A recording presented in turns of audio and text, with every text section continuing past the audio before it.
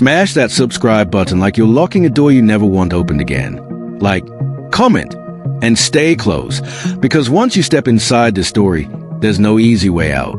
The sirens were already fading when the body was found. It was dawn in Fremont County, Colorado, the sky a dull slate gray, the kind that swallowed sound. A maintenance crew discovered him slumped beside a service road that ran parallel to the outer perimeter of ADX Florence. No identification, no wallet, just a man in his late 40s, eyes open, staring at a prison that most people only ever saw from documentaries, on night maze. ADX Florence sat behind him like a concrete fortress carved out of isolation itself. Razor wire glistened with frost. Watchtowers loomed, silent and unmoving. Inside those walls were men the government never wanted to hear from again. Terrorists, kingpins, serial killers. And now, a dead man lay at its edge, as if the prison had expelled him. Sheriff's deputies arrived first, then state investigators, then the FBI. Special Agent Mara Keene stood over the body, hands buried in her coat pockets, breath fogging the air. She had worked homicides in Chicago, cartel cases along the border, and domestic terror investigations that kept her awake for weeks. But something about this scene felt wrong in a way she couldn't name. The man's shoes were expensive, Italian leather, scuffed but well-kept. His coat was tailored, city style, not something you wore hiking Colorado backroads before sunrise. His hands were clean, no signs of a struggle, no defensive wounds. He looked like he had simply sat down and never stood up again. What do we have? Keene asked. The coroner shook his head. No obvious trauma, no gunshot, no knife wounds. Could be poison, could be cardiac. We'll know more after autopsy. Keene's eyes moved to the prison behind them. Anyone like him scheduled to be here today? No civilian visits, the warden said sharply, and no one approaches a perimeter without clearance. Keene toned. Warden Elias Granger was a rigid man with steel gray hair and a voice trained to give nothing away. He had run ADX Florence for 7 years and wore its secrecy like armor. So how does a man dressed for Manhattan end up dead outside the most secure prison on Earth? Keene asked. Granger didn't answer right away. His eyes flicked briefly toward the towers, then back to her. That's your job to figure out. The body was tagged and loaded into a van, but the question stayed behind. By noon, the man had a name. Daniel Mercer, 4-9, financial consultant, based in New York. No criminal record. No known ties to extremist groups or organized crime. Married once. Divorced. No children. Last credit card use. A motel in Pueblo 2 nights earlier. Keene stared at Mercer's photograph on her tablet. He smiled like someone who sold trust for a living. Clean cut. Forgettable. The kind of man who blended into boardrooms and airport lounges. Why come here? She murmured. The answer came faster than she expected. Mercer's phone had been wiped clean, except for one unsent draft email. No recipient. No subject line. Just a single sentence. If anything happens to me, look at the transfers connected to inmate R901. Keene felt a chill run up her spine. R901 was not a name. It was a classification.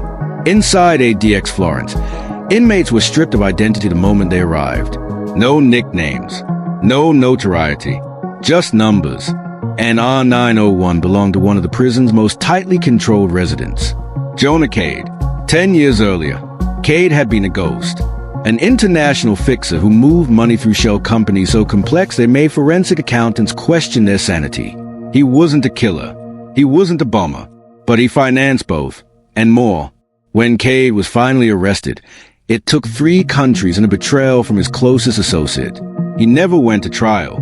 He pled out quietly and disappeared into ADX Florence, sentenced to life without parole. Officially, Jonah Kade no longer existed. So why was a Wall Street consultant dying at the edge of his prison? Keene requested access to ADX records immediately. What she received instead was resistance. You don't just walk into Florence and start digging, Granger said, his jaw tight. This facility operates on strict protocols. I'm not here for a tour, Keene replied. I'm investigating a death. Granger leaned in. And I'm telling you that whatever you think connect to this place doesn't. That night, Keen couldn't sleep. She pulled Mercer's financial history apart line by line. On the surface, it was clean. Investments, advisory fees, retirement accounts. But buried deep, beneath layers of legitimate transactions, were transfers that didn't belong. Money moved in precise increments, always just below reporting thresholds. Always routed through international accounts that flared briefly into existence, then vanished. And every single trail ended the same way.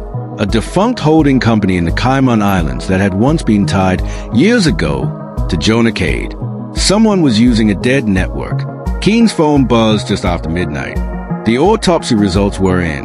Cause of death, acute poisoning. A rare compound, tasteless, odorless, fast-acting. One that caused cardiac failure within minutes. No injection marks. No ingestion residue. The toxin had entered Mercer's system through the skin. Keen closed her eyes. Someone had touched him. The next morning, surveillance footage from the prison perimeter came back clean. No vehicles. No unauthorized movement. No sign Mercer had even approached the gate, which meant he had been dead before he reached it, or he had never intended to enter at all. Keen requested one thing from ADX Florence, a list of everyone who had communicated with Jonah Kade in the past 6 months. What she got instead was a warning. Agent Keen, Warden Granger said over the phone, his voice lower now, less rigid. You're chasing something you don't understand. Then help me understand it, she replied. A pause. Then, quietly, some men don't stop controlling the world just because you lock them away. That afternoon, Keen finally received partial access. No calls, no letters, no visits. Officially, but buried in the internal logs was an anomaly. A maintenance report filed 3 weeks earlier. Routine inspection. Cell block D. No issues noted, except one handwritten addendum. Inmate R901 requested replacement of damaged Bible. Keen frowned. ADX inmates weren't allowed personal requests without layers of approval.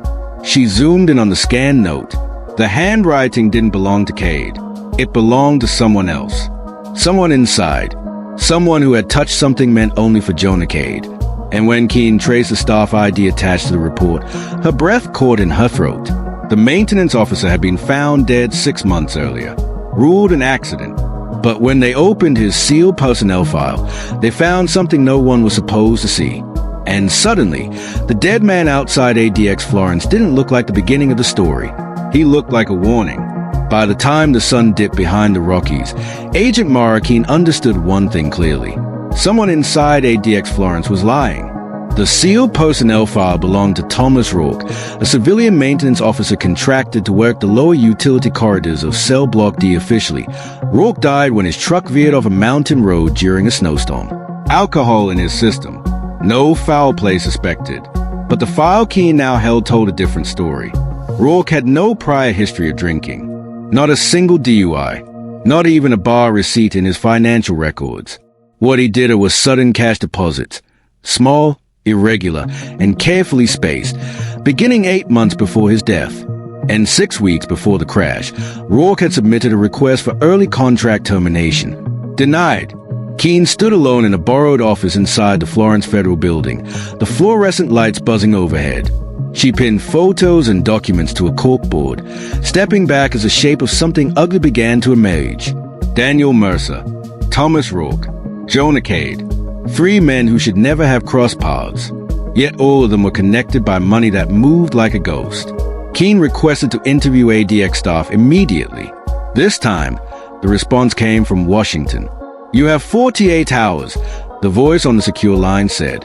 After that, this case becomes classified. Why? Keen asked. Because it already is, the voice replied, then went dead. Inside ADX Florence, silence wasn't just policy. It was weaponized. The first interview was Deputy Warden Susan Hale.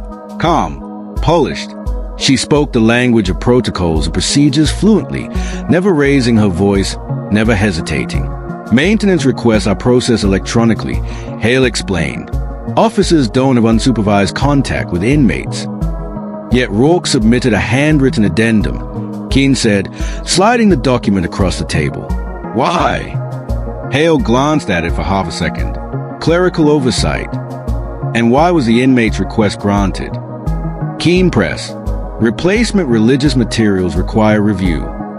901 is compliant, Hale said.